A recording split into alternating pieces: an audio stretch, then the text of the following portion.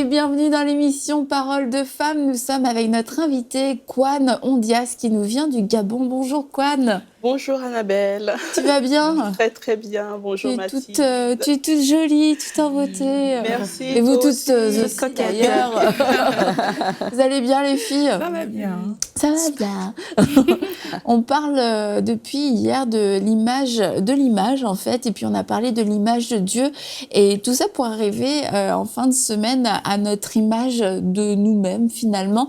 Mais comment avoir une bonne image de nous si on n'a pas déjà les bonnes bases, si on ne sait pas qui nous sommes et pourquoi nous sommes cette personne. Et nous avons vu hier que le fait de savoir qui était Dieu, le fait de savoir que nous étions les filles de Dieu, ça changeait déjà absolument tout. Nous faisons partie de la royauté, mesdames, mesdemoiselles. N'est-ce pas glorieux? Amen. Et aujourd'hui, on va parler du Fils. On en a un petit peu parlé hier, mais on va voir l'image du Fils. Et nous savons que Jésus est le premier en toutes choses. C'est notre modèle ultime. Et on va voir comment Jésus se comportait, tout simplement, comment Jésus est Fils.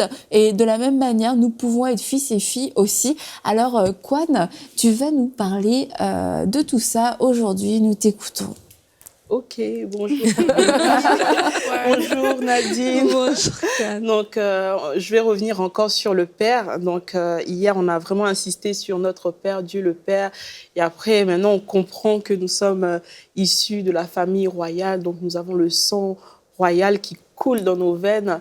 Donc, je vais tout simplement insister encore sur ce verset qui dit que Dieu a tant aimé le monde qu'il a donné son unique Fils, Jésus-Christ. Donc, on doit vraiment comprendre que Jésus était l'unique Fils de Dieu. Il s'est sacrifié, il a sacrifié son Fils et ça, il n'y a pas plus amour que Dieu lui-même. Donc, au travers de son Fils Jésus, donc, on peut justement voir aussi que c'est le premier, mais nous sommes aussi ses frères. Nous sommes ses frères. Et on doit accepter ça. Parce que Jésus-Christ était le premier-né d'entre les morts, dont la parole est claire dessus. Il était le premier-né d'entre les morts. Ça veut dire que nous étions tous morts. Lui-même, il est mort à la croix pour que nous ayons la vie. C'était le premier à mourir pour que nous ayons la vie. Et aujourd'hui, le Seigneur nous demande aussi de faire exactement la même chose. Comment? Justement, on va voir ensemble l'image que Jésus-Christ avait sur la terre parce qu'il nous a vraiment montré l'exemple parfait dans sa manière d'être, de se conduire. Et je vais vraiment insister sur certains points. Donc, j'ai pris le verset dans le livre de Romains 8, au verset 14. « Ceux qui sont conduits par l'Esprit de Dieu sont fils de Dieu. » Donc, Jésus-Christ était conduit par l'Esprit de Dieu, le Père. Et donc, on voit qu'il manifestait vraiment l'image de son Père. Donc, à ce moment-là, quand on manifeste l'image de notre Père, qu'est-ce qu'on fait? Il disait tout simplement que j'imite mon Père, je fais ce que je vois faire le Père. Un enfant, quand il voit son Père mettre les pieds sur la table, comme ma fille Grâce, elle refait la même chose. C'est tout simple, c'est vraiment simple. Quand on voit Dieu créer quelque chose, tout de suite, on a cette image, on a la capacité de créer. Et on a chacun en nous quelque chose de Dieu. Vraiment, on a vraiment chacun quelque chose de Dieu et on n'a même pas besoin d'envier au fait la personne à côté de nous. Donc moi je veux vraiment insister sur ce que Dieu a mis en nous en tant que filles et fils du royaume des cieux pour qu'on puisse vraiment le manifester sur la terre. Et comme on en a un petit peu parlé hier, c'est que nous faisons partie de la royauté parce que nous sommes ces filles de Dieu et qu'on n'a pas besoin de créer cette chose-là, elle est déjà, c'est un état de fait, et comme Aurélie aime bien dire, c'est... Il faut être avant de faire. Ah, c'est voilà, Aurélie. Super. Tu veux nous en dire plus, Aurélie? Oui, parce que tout part de notre identité, en fait. Et là, on a vu qu'on vient de Dieu et qu'on a les caractéristiques de Dieu en nous. Et notre identité fait en sorte que, une fois que je sais qui je suis, je vais poser les actes en accord juste avec mon identité. Donc, parce que, par exemple, je suis saint, je vais marcher dans la sainteté de façon naturelle. C'est pas les choses que je fais qui vont déterminer mon identité. Et c'est important aussi par rapport à l'image qu'on a. C'est pas parce qu'on est gauche aujourd'hui, c'est pas parce qu'aujourd'hui on n'arrive pas à faire les choses comme on aimerait qu'on n'appartient pas à cette famille royale, qu'on n'est pas des reines. Mais on est des reines et c'est parce qu'on est des reines qu'on va se comporter d'une certaine manière. Et je pense que c'est ça en fait. Il faut être avant de faire, avant de pouvoir poser des actes et des actions. Et puis, je pense à la honte. Je pense qu'il y a beaucoup de femmes qui vivent dans la honte et ça les empêche de pleinement revêtir, en tout cas de pleinement manifester leur identité. La honte, c'est comme un voile qui vient constamment nous freiner, qui vient rappeler des erreurs, qui vient inventer aussi quelquefois des erreurs ou magnifier les choses du passé. Et cette honte-là, on voit que Jésus n'avait aucune honte dans la présence de Dieu, que Jésus savait qui il était et qu'il ne redoutait pas le regard des autres et ni ce que les autres allaient dire. Et on va pouvoir, Cohen, tu vas pouvoir nous en dire plus. Mais je voulais juste donner ce petit point sur la honte, c'est que lorsqu'on a notre assurance de notre identité, on ne marche plus dans la honte. On n'a pas... ah, tu es qui? Non, je suis personne, je veux pas qu'on me remarque, je veux pas qu'on me voie, je veux même pas qu'on sache que j'existe. Nous sommes la lumière du monde et une lumière qui a honte de sa lumière, qui a honte de briller, c'est la lumière dont on parle dans la Bible, qu'on cache sous la table, qu'on cache, et nous sommes la lumière du monde et cette lumière-là ne peut pas marcher avec la honte. Et le fait de savoir qui nous sommes, la honte est enlevée. Jésus a pris notre honte et on peut briller librement. Je ne suis pas parfaite, c'est sûr, je ne suis pas la lanterne parfaite, mais la lumière que je reflète, qui est Christ, elle est parfaite. Et moi, mon seul rôle, c'est de laisser cette lumière paraître. Après, la forme de la lanterne, bon, ça reste subjectif. Mais par rapport au regard des autres, Kwan, Jésus n'avait pas peur du regard des autres. Non, il n'avait pas peur parce qu'il savait qu'il était parfait. Il était un fils parfait parce que il était le fils de son père. Donc, il ne pouvait pas se dire « j'ai honte d'exprimer ce que je suis, j'ai honte, etc. » Il ne pouvait pas parce qu'il savait qu'il était parfait. Et une fois qu'on sait qu'on est en Christ Jésus et que Jésus-Christ est notre frère et que Dieu est notre Père, on ne peut pas avoir honte. Et Dieu l'enlève, le ôte automatiquement. Une fois qu'on donne sa vie à Jésus, il y a des choses qu'on faisait naturellement qui ne se manifestent plus. On ne sait pas comment, on ne se pose même pas la question, ça part juste seul. Et Jésus-Christ était le Fils parfait et il a démontré justement dans sa perfection, dans son humanité, par son humilité, parce qu'il était non seulement humble, il était obéissant. Donc du coup, Dieu lui donnait tout ce dont il avait besoin pour manifester la perfection sur la terre. Et c'est juste ce que Dieu nous demande, d'être obéissant à sa parole, de mettre sa parole en pratique. Et tous nos petits bobos, nos petits soucis, tout ce qu'on voit de mal, on nous va partir par sa parole. On n'a pas besoin de crier, de prier même, parce qu'on est enfant de Dieu, on a déjà tout. Donc il y a des choses pour lesquelles on n'a même pas besoin de prier. Comment moi, tu voulais... C'est juste comment moi je vois certaines choses, c'est que à la nouvelle naissance, qu'on a accepté Jésus comme Seigneur et Sauveur, Jésus est devenu notre modèle parce qu'on ne connaissait pas justement de quoi il s'agissait vu qu'on était dans le monde et on était habitué à avoir des principes et des schémas du monde. Et on a accepté Jésus et il est devenu de fait notre modèle pour nous montrer cet exemple-là qu'on ne connaissait pas en fait, jusqu'alors qu'on n'avait pas. C'est pour ça que quand on regarde à lui, nous on peut juste prendre exemple. On peut dire ok, Jésus a marché dans l'obéissance, je marche dans l'obéissance aussi parce qu'il a fait. Et c'est pour ça que lui, il est le Fils de Dieu. Lui, ce qui vient de sa bouche, c'est la parole de Dieu, c'est la vérité. C'est pour ça que de fait, nous, juste en ayant comme modèle Jésus, on est obligé quelque part de s'aligner sur la parole. On est obligé de lui ressembler. Parce que dans la vie qu'on avait menée avant, on ne savait pas ce que ça signifiait que d'être chrétien, que d'appartenir à la famille royale. Mais c'est quand on a accepté Jésus qu'on le sait. on le découvre et il devient vraiment notre référence. Et c'est en suivant juste ces grâces qu'on peut aussi manifester la même chose qu'il a manifesté. Je vais vous prendre un petit exemple. Il y a des pays, par exemple, où on n'a pas le droit à la parole, on n'a pas le droit de lire la Bible, on n'a vraiment pas le droit d'avoir même une intimité avec notre Seigneur. Mais dans ces pays-là, il y a des personnes qui ont juste un petit bout d'un verset et ils ont appris ça par cœur. Et au travers de ce petit bout de verset, ils arrivent à manifester toute la parole. Et le Saint-Esprit arrive même à leur montrer ce qui est dans la Bible. C'est-à-dire que Dieu est...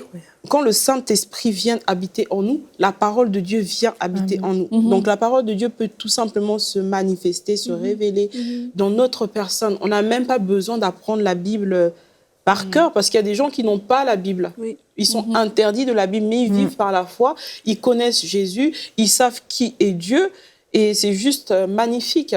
Donc Jésus-Christ, c'est comme ça qu'il marchait. Il prenait la loi pour enseigner, etc. Mais il était la parole faite chair. Et aujourd'hui, la parole de Dieu nous dit que nous sommes la parole faite chair, nous aussi. Donc on doit tout simplement croire et vraiment manifester cela, faire comme Jésus, comme Aurélie nous l'a bien dit, on doit être obéissant. Vraiment, j'insiste sur l'obéissance, parce que si on n'est pas obéissant, il y a des choses qu'on ne peut pas obtenir de Dieu. Et pour ma part, je n'étais pas très obéissante. et en général, je pensais que je faisais la volonté de Dieu, mais en fait, non, j'étais dans la volonté imparfaite de Dieu. Donc, quand on est dans la volonté parfaite de Dieu, c'est quand on obéit réellement en fait, à sa parole. Et il nous ouvre des portes qu'on ne peut même pas penser qu'on pouvait même rentrer dans cette porte-là. Donc, c'est vraiment important de suivre l'exemple de Jésus. Et encore, dans l'exemple de Jésus, Jésus-Christ ne faisait pas d'efforts pour guérir. Il savait que son Père l'a doté de la guérison. Il est la guérison. Et quand il impose les mains aux malades, ils étaient guéris. Il le savait. Et quand il pouvait même voir que ce malade ne pouvait pas être guéri. Et la même chose, je vous assure, dans le ministère qu'on fait, le Seigneur nous dit parfois, ne prie pas pour cette personne parce qu'elle ne va pas être guérie. Et je dis, mais comment elle ne va pas être guérie? Il me dit, mais elle n'a pas de foi, donc ça ne sert à rien de perdre ton temps. C'est vraiment, au fait, qu'on a cette intimité avec le Seigneur. Le Seigneur peut nous dire, prie comme ça, fais comme ça, ne fais pas ci, etc. et autres. Impose les mains, là, tout de suite, il y aura du résultat. Mais notre manière de faire est très, très importante. Et Jésus-Christ nous a montré l'exemple. Vraiment, il nous a montré l'exemple. Il y a des personnes pour qui il n'a pas prié parce qu'elles avaient tellement de foi qu'elles touchaient juste le vêtement. Elles étaient déjà guéries. Il y a d'autres où il a dû faire des efforts, il a dû faire, mais d'autres, il passait son chemin parce qu'il se disait, bon, s'il a juste sa guérison, après, il ne va pas forcément me suivre, ou voilà, ou peut-être il va se perdre. Non, au fait, on a cette capacité en tant que fils de Dieu de ressentir ce que Dieu veut de nous, ce qu'il veut qu'on manifeste. On a vraiment cette capacité. Et Dieu, notre Père n'aime pas perdre le temps. Et on voit que Jésus n'était pas un fils indépendant, dans le sens, je fais mes affaires. Il dit non, je m'occupe des affaires de mon Père. Je fais que ce que le Père m'a demandé de faire, ce que j'ai vu le Père faire aussi. Constamment, il se réfère au Père. Et c'est pas... Non, moi, maintenant, je suis sur Terre, je fais ce que je veux. Et nous, en tant que filles de Dieu, on doit savoir ce que le Père veut de nous, et tu as parlé d'obéissance. Et ça, je pense que c'est incontournable, l'obéissance. Si on veut être bien avec nous-mêmes, on veut être bien dans notre peau, quelquefois, on se sent pas épanoui, on se sent, je sais pas ce que je veux faire, je sais pas qui je suis, je me cherche, etc. Mais on se cherche en dehors de la volonté parfaite de Dieu. Et lorsqu'on se cherche en dehors de la volonté parfaite de Dieu, c'est sûr que ça fait naître beaucoup de frustration. Mais une fois qu'on sait ce que Dieu veut de nous et qu'on a ce désir en fait en nous et ce cœur disposé de dire ce que je veux faire, c'est la volonté de Dieu, et de pouvoir dire, comme Jésus a dit, tu sais, ce que tu m'as donné, je n'en ai perdu aucun. Et ce que tu m'as donné, les personnes, les talents, les opportunités, je n'en ai perdu aucune. On sait qu'on a bien utilisé notre temps. Et aussi, on sait qu'on a été cette personne que Dieu voulait qu'on soit, en fait. Et je pense qu'à partir du moment où on est cette personne que Dieu veut qu'on soit, lui qui nous a créés, donc le Créateur, tout de suite, il y a comme un bien-être et un épanouissement, en fait, qui va s'imposer à nous. C'est sûr, dans la volonté de Dieu, il y a des chemins tout tracés pour nous. Et quand on marche dans les chemins de Dieu tout tracés pour nous à l'avance, parce que Dieu a des projets de paix et de bonheur pour nous, et dans ces projets-là, vraiment, il y a notre identité est imprégnée là-dedans, en lui, dans sa volonté, dans sa présence, dans sa parole. Donc, quand on marche dans sa volonté, dans l'obéissance, dans ses chemins tracés pour nous, c'est certain qu'une paix qui vient avec ça aussi. Hein. J'imagine que quand, Kwan, tu marchais dans la désobéissance, il y avait certainement un malaise intérieur, ça te tressaillissait. Dis encore à quel point ça sentait mal. Non, mais c'est vrai qu'il y a vraiment une paix aussi. Il y a une paix à suivre les plans de Dieu et c'est beaucoup plus facile de vivre. Hier, on parlait de la royauté. C'est beaucoup plus facile de vivre dans notre identité royale et dans l'intimité avec Dieu quand on connaît, quand on marche dans les chemins tracés de Dieu. Mais souvent, par exemple, un exemple concret, vu qu'on est entre femmes, c'est souvent on n'a pas envie d'obéir à son mari pour celles qui sont mariées parce qu'on sait que non, parce qu'on sait que l'information peut-être qu'il nous donne c'est pas ce qu'il faut faire et nous on a envie de faire ce que nous on a dans le cœur. Donc du coup on se dit je vais faire parce que c'est lui qui nous dit de faire, mais en général on n'a pas envie et quand on ne fait pas ce que la personne nous a demandé, en général ça ne réussit pas. Tout simplement. Tout simplement. Et c'est simple avec le Seigneur. C'est-à-dire, tu ne fais pas ce qu'il te dit, tu ne réussiras pas ta vie. C'est tout. Voilà. Et Jésus-Christ, vraiment, il faisait ce que Dieu lui demandait. Il lui disait de prier, il prie. Il disait de parler, il parle. Et puis, il disait d'imposer les mains, il imposait.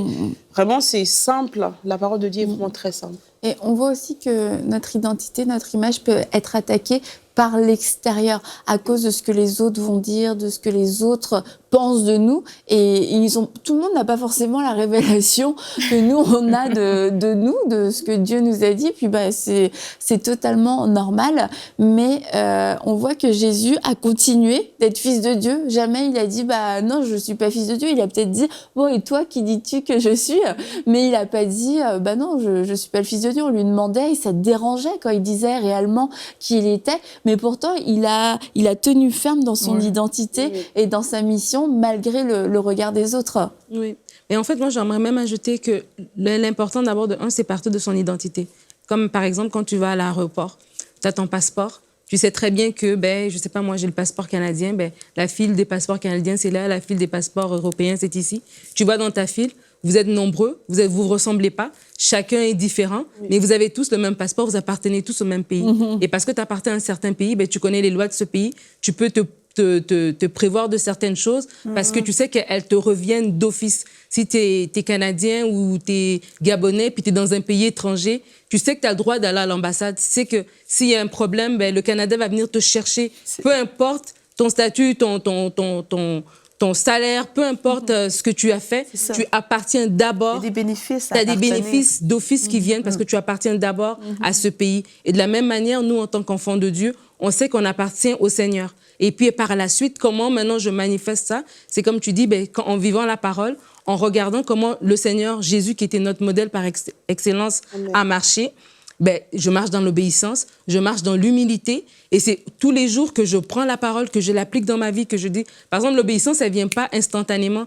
Dans notre marche chrétienne, on se rend compte qu'aujourd'hui, on est obéissant sur des thèmes, des sujets que peut-être il y a 5 ans, on aurait hésité. Tu vois? Il y a des gens, peut-être il y a 5 ans, donnent une grande offrande. Oh, il aurait hésité parce qu'il n'était pas encore sûr. Mais plus qu'il avance avec Dieu, plus qu'il sait que c'est Dieu qui pourvoit, c'est Dieu qui me connaît. Amen. Mais quand le Seigneur met à son cœur, bénit tel ministère, il le fait avec joie, avec empressement, avec obéissance parce qu'il sait, il connaît la parole, puis il sait ce que Dieu fait pour lui. Amen. Amen. Donc, ce que je pourrais rajouter par rapport à Jésus, comme tu l'as si bien dit, il y a l'obéissance, l'humilité, l'intégrité.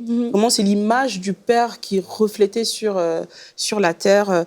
Il était amour. C'est vrai qu'on l'a insulté, on l'a craché dessus, on parlait mal, on le dénonçait, vraiment on disait des mauvaises choses sur lui, mais il a gardé cette intégrité-là. Et malgré ça, Il a même aimé ces personnes qui lui faisaient du mal.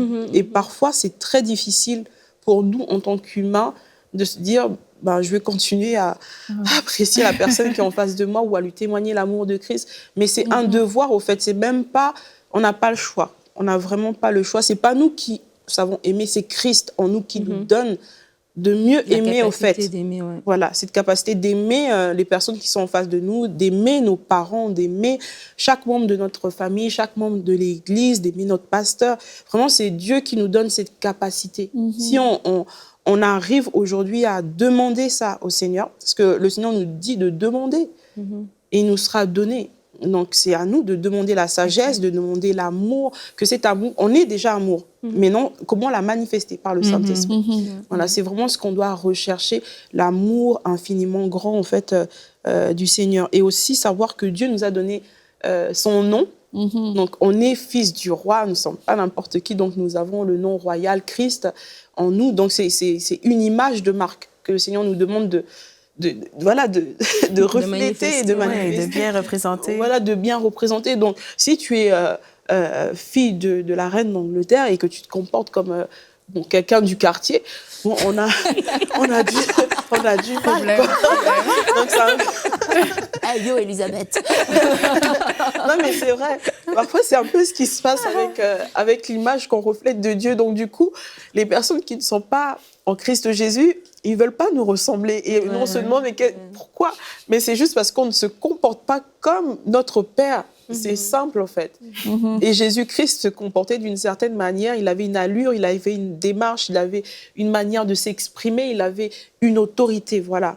Et cette autorité-là, on l'a, même dans notre allure, ça se manifeste. On ne va pas venir parler à quelqu'un n'importe comment s'il a une allure. Une bonne allure, bien sûr. Comme Mathilde dit souvent, oui. t'as pas d'allure. Donc, c'est vraiment important qu'on prenne tout en compte, au fait. Dieu nous a créés d'une certaine manière, il nous aime tel que nous sommes, mais on doit tout prendre en compte, vraiment.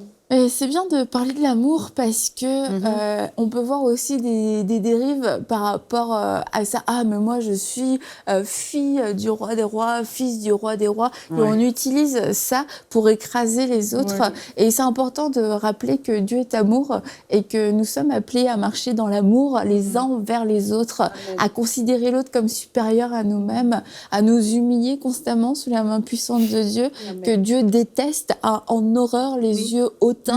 Donc, il résiste à l'orgueilleux. Donc, de ne pas prendre cette identité-là non plus pour nous élever, en fait, de ne pas aimer notre identité plus qu'on aime Dieu, parce que dans ces cas-là, on aime le titre, on aime juste les bienfaits que ça apporte, et on ne peut pas utiliser ce nom-là pour assujettir les autres, parce que nous sommes tous enfants de Dieu. Donc, ça veut dire, moi, je peux dire, hey, Mathilde, je suis fille du roi des rois, ok, d'accord. Donc, serre-moi, s'il te plaît, amène-moi un café, dépêche-toi. Et mais Mathilde peut me dire, je suis fille du roi des rois aussi. Donc, bon. Calme-toi. T'as pas d'allure. Mais si on fait ça, c'est qu'on n'a pas compris c'est quoi l'identité, en fait. Oui, parce que l'on parle de l'exemple de Jésus. Jésus s'est humilié. C'est ça. Il pouvait justement se vanter d'être fils de Dieu, de venir directement du ciel et tout. Il aurait pu le faire. Mais il s'est humilié. Il a déjà pris Jésus prend la forme d'un homme. Il est Dieu. Et puis là, il a accepté quand même de prendre la forme humaine.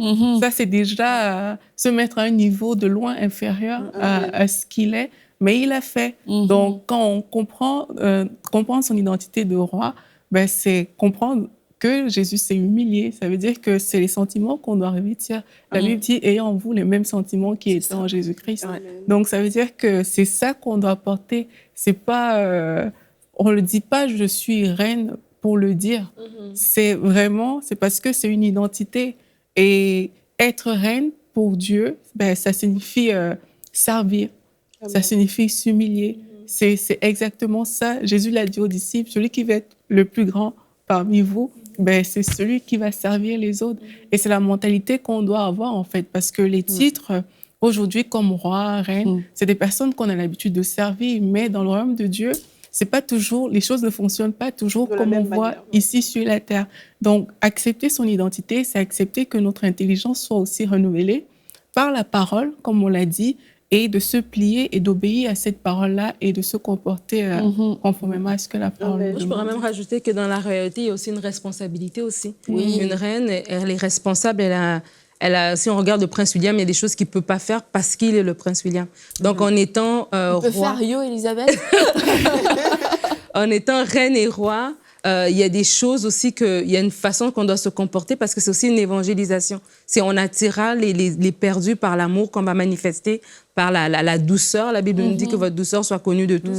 Donc, c'est pas que, moi, je suis reine, moi, je vais aller au ciel, moi, j'ai ceci, cela. Non, non, non. Le but, c'est d'attirer les autres. Le but, c'est de manifester la nature de Christ afin que plusieurs viennent à lui et soient sauvés. Amen. Et juste pour terminer, ça sera une petite blague. Donc, Je me prépare à rire, quoi. parce qu'en fait, beaucoup d'entre nous, parfois, on manque d'autorité. C'est vrai qu'on a l'amour, on a toutes ces choses, c'est très, très important, mais on a vraiment une autorité en nous. Et souvent, nous, on aime en abuser en rigolant. Hein. Et une fois, on est parti à l'aéroport et on a raccompagné un serviteur de Dieu qu'on avait invité. Et puis, on s'est permis de dire au président, c'est l'invité c'est l'invité du Père. C'est l'invité du Père. Donc, on doit le raccompagner. Donc, on nous a laissé passer parce qu'on pensait que c'était l'invité du Père. Ah. Mais nous, on parlait de notre Père qui est dans les cieux. Tout le monde va essayer de trouver, mais c'est l'invité du Père. Ah, quoi, mais on a bien rigolé. Donc, merci beaucoup, Kwan. Et j'aimerais terminer en vous lisant ce verset dans Philippiens 2. « Ayez en vous les sentiments qui étaient en Jésus-Christ, lequel, existant en forme de Dieu, n'a point regardé comme une proie à arracher d'être égal à Dieu, mais s'est dépouillé lui-même en prenant une forme de serviteur et en devenant semblable aux hommes. » Et si nous voulons réellement ressembler à Jésus, oui, nous sommes des filles du roi des rois. Nous avons une identité qui est certaine. Nous appartenons à la royauté, mais ce n'est pas pour notre avantage. Ce n'est pas seulement pour bénéficier de tous les bons fruits du royaume. C'est avant tout, comme Nadine l'a dit, c'est pour gagner des âmes, c'est pour pouvoir aimer. Et nous n'avons rien à perdre puisque nous avons tout reçu, parce que nous avons tout reçu dans cette vie et dans la vie à venir. Donc nous n'avons rien à perdre que de nous laisser dépouiller pour aimer les autres, pour tendre la main à l'autre et pour être les serviteurs les uns des autres. Donc n'utilisez pas votre identité comme quelque chose pour dominer sur les autres. Utilisez cette identité pour être fort et assuré dans votre relation avec Dieu, pour savoir qui vous êtes et ne pas vous laisser déstabiliser par les attaques.